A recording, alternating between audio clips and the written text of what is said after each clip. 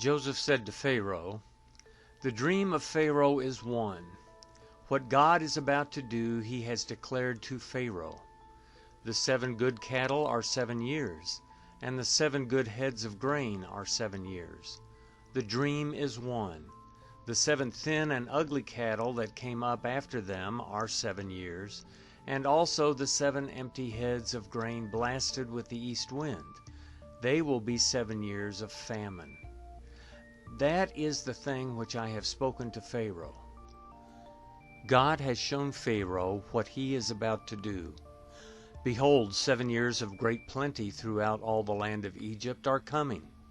7 years of famine will arise after them, and all the plenty will be forgotten in the land of Egypt. The famine will consume the land, and the plenty will not be known in the land by reason of that famine which follows, for it will be very grievous. The dream was doubled to Pharaoh because the thing is established by God, and God will shortly bring it to pass.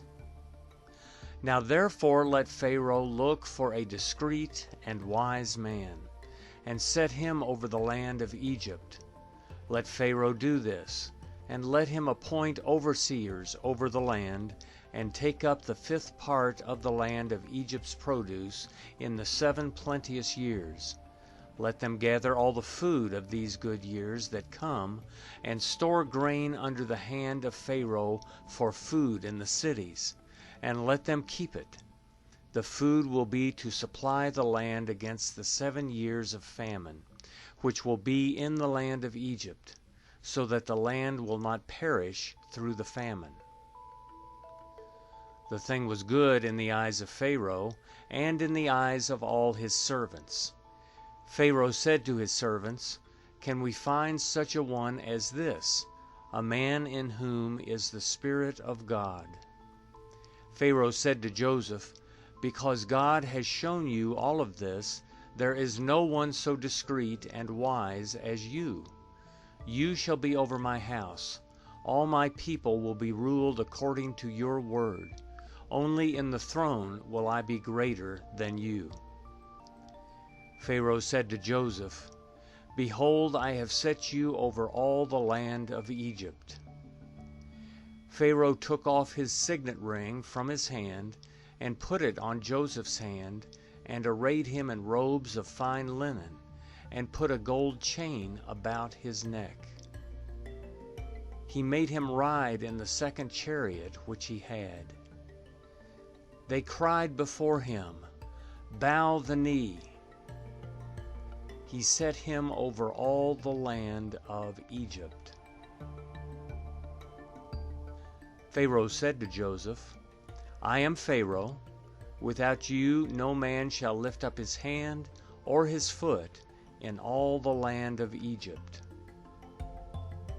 Pharaoh called Joseph's name Zaphenath-Paneah. He gave him Asenath, the daughter of Potiphera, priest of On, as a wife. Joseph went out over the land of Egypt. Joseph was 30 years old when he stood before Pharaoh, king of Egypt. Joseph went out from the presence of Pharaoh, and went throughout all the land of Egypt.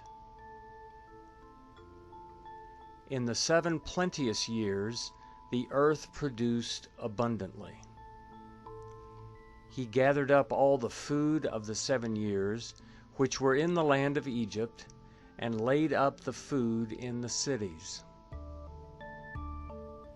He stored food in each city from the fields around that city.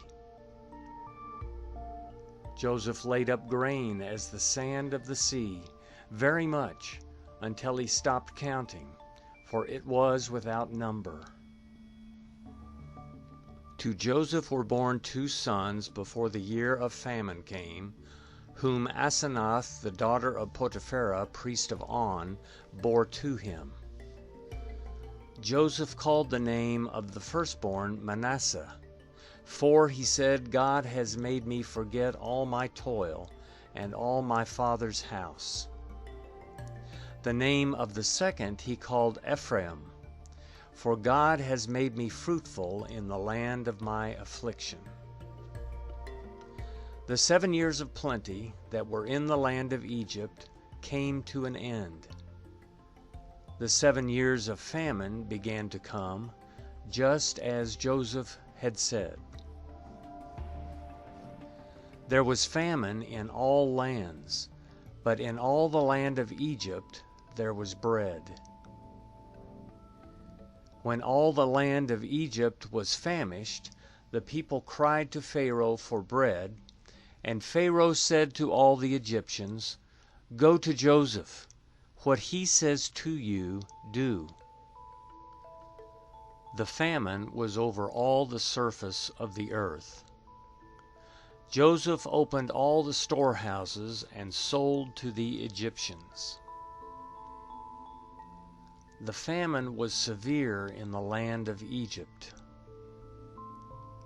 All countries came into Egypt to Joseph to buy grain, because the famine was severe in all the earth.